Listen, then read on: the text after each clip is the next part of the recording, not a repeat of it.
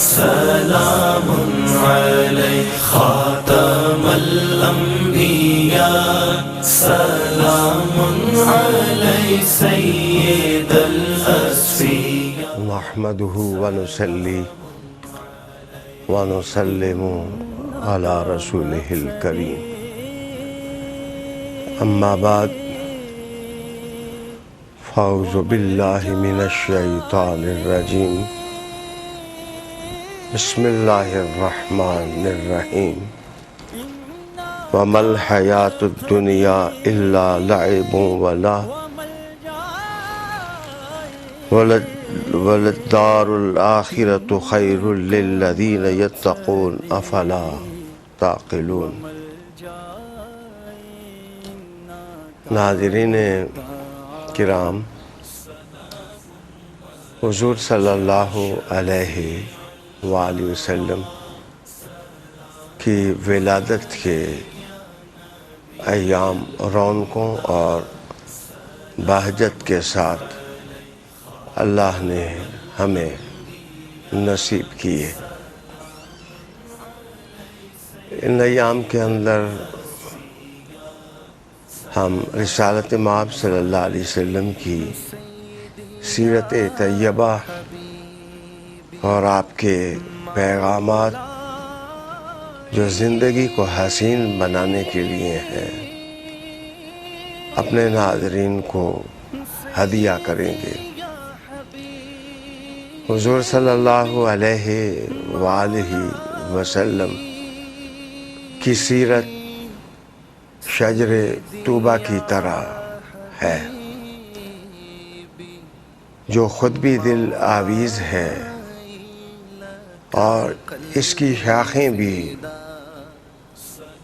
دل افروز ہیں اور ایمان افروز ہیں۔ اس کے پھول مشام ہستی کو معطر کرتے ہیں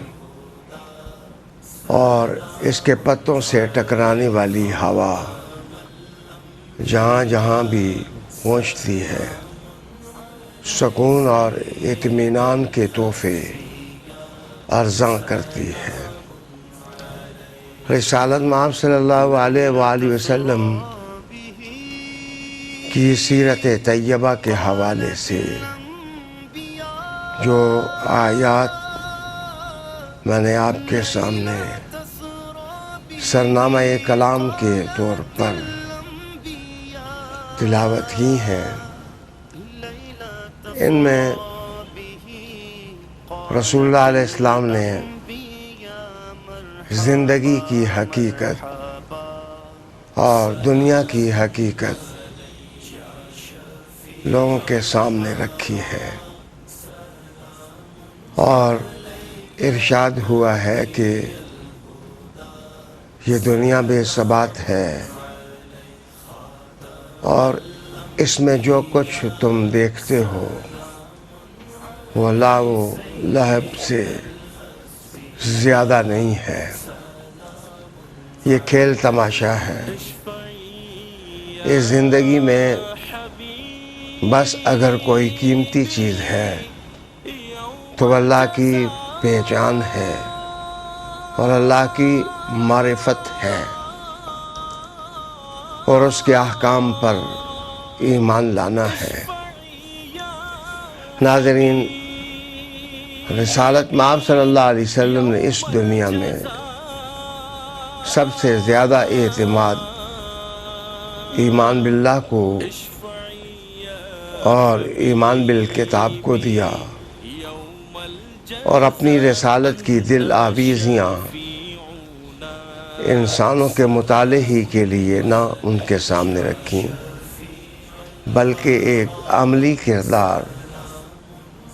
اور عملی اخلاق لوگوں کے سامنے پیش کیا۔ حضور صلی اللہ علیہ وآلہ وسلم نے جس وقت تمام لوگوں کو مخاطب کیا اور انہیں پاکیزگی کی تعلیم دی، صاف ستھری زندگی کا تصور رسالت مآب صلی اللہ علیہ وسلم نے دیا تو لوگ رسالت مآب صلی اللہ علیہ وسلم کی دعوت کو سمجھ نہ سکے اور غمگین کر دینے والی باتیں طعن و تشنیع اور گالی گلوچ پر اتر آئے۔ ظاہر ہے حضور صلی اللہ علیہ وسلم کے صفحہ دل پر اس کا بوجھ آیا تو قرآن حکیم نے یہ الفاظ ارشاد فرمائے کہ قد نعلم انہ لیحزنک الذی یقولون فإنہم لا یکذبونک ولکن الظالمین بآیات اللہ یجحدون، کہ ہم جانتے ہیں کہ ان لوگوں کی باتیں آپ کو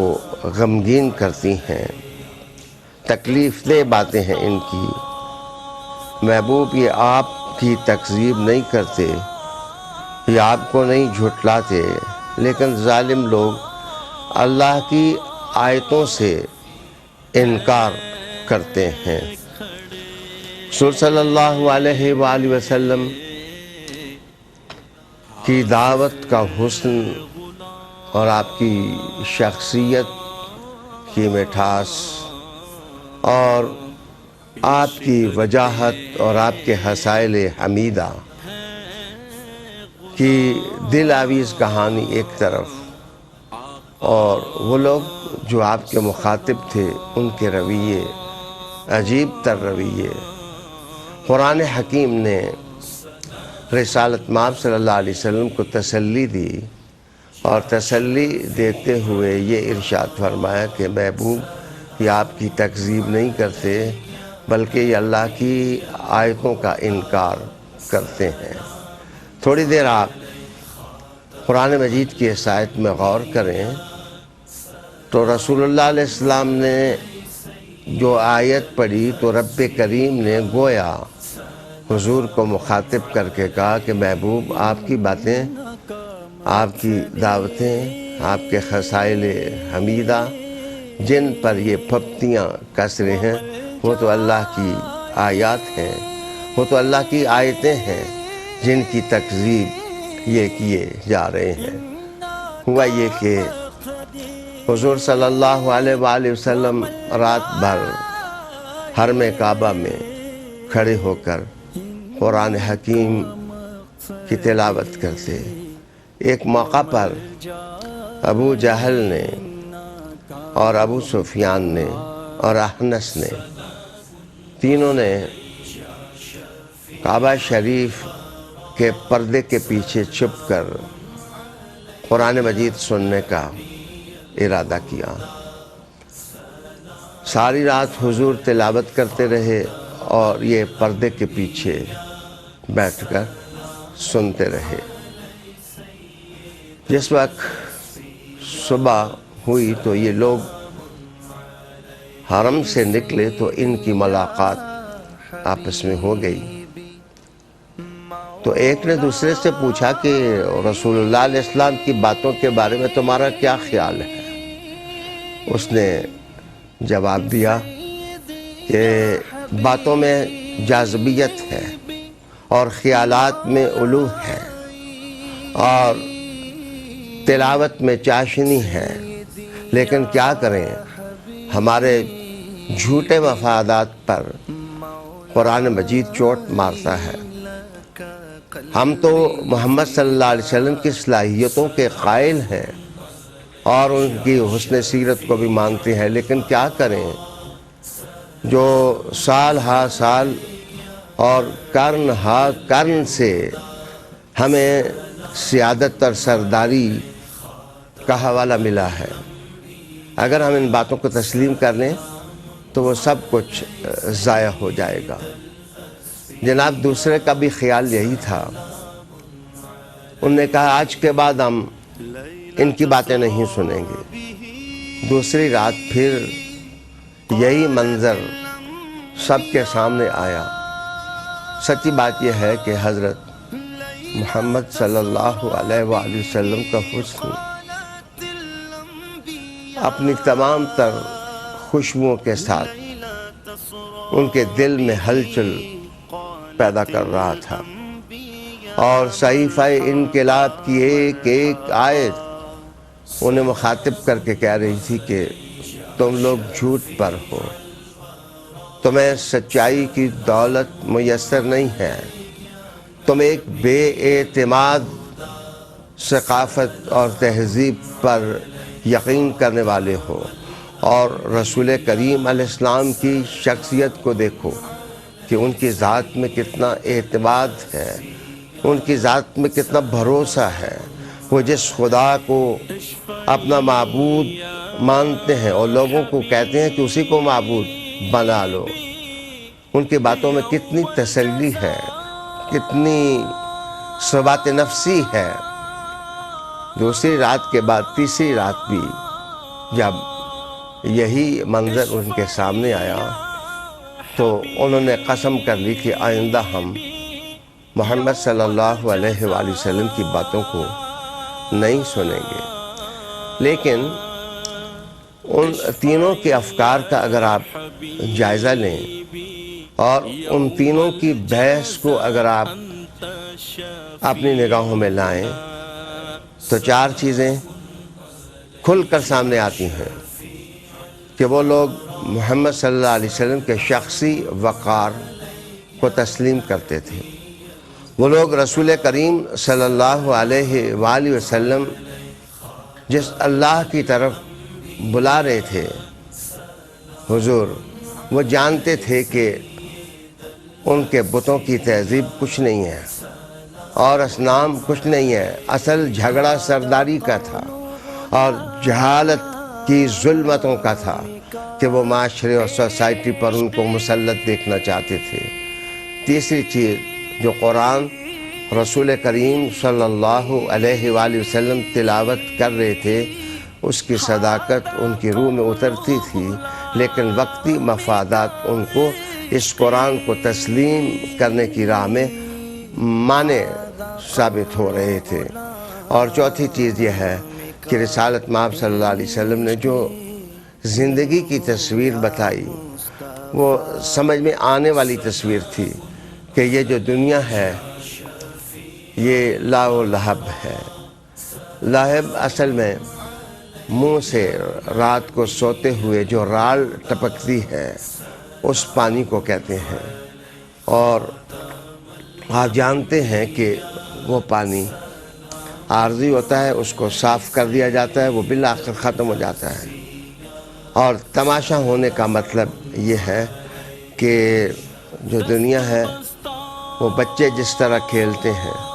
کھیلتے ہوئے کسی کو امیر بنا لیتے ہیں، کسی کو وزیر بنا لیتے ہیں اور کسی کو چور بنا لیتے ہیں، لیکن جب کھیل ختم ہوتا ہے تو امیر امیر نہیں رہتا اور وزیر وزیر نہیں رہتا اور چور کو لوگ چور نہیں سمجھتے۔ رب کریم کے رسول عظیم نے قرآن حکیم کے ان نور پاروں کے اندر یہ عقیدہ دیا کہ یہ دنیا بے ثبات ہے، اس میں تم بادشاہتیں دیکھتے ہو، اس میں تم حرص و آس کی بھٹیاں گرم ملاحظہ کرتے ہو، اس میں جناب ہر شخص جب تکبر کا سریہ گردن میں فٹ کیے ہوتا ہے تو وہ سمجھتا ہے ہم چما دیگرے نیست، ہماری طرح کوئی اور نہیں ہے۔ حضور نے کہا یہ سب کچھ ادھر ہی رہ جانے والی چیزیں ہیں، سب ختم ہو جانے والی چیزیں ہیں، اصل زندگی تو ایک اور زندگی ہے جو اس کے بعد آنے والی زندگی ہے۔ رسالت مآب صلی اللہ علیہ وآلہ وسلم نے اپنی سیرت سے گویا چار عقیدے دیے اور چار کانسیپٹس دیے، اور وہ تھے اللہ کی توحید پر ایمان، حضور کی رسالت پر ایمان، اور قرآن کو اسلام کا دستور ماننا اور اس کی تبلیغ کرنا، اور چوتھی چیز تھی قیامت پر یقین۔ بلا شبہ حضور صلی اللہ علیہ وسلم کی سیرت انسان ساز بھی ہے اور ایمان ساز بھی ہے۔ اللہ دیر تک ہمیں اس کی خوشبوئیں نصیب فرمائے۔ وآخر دعوانا ان الحمد للہ رب العالمین۔ سلام عليك يا شفيع الورى سلام عليك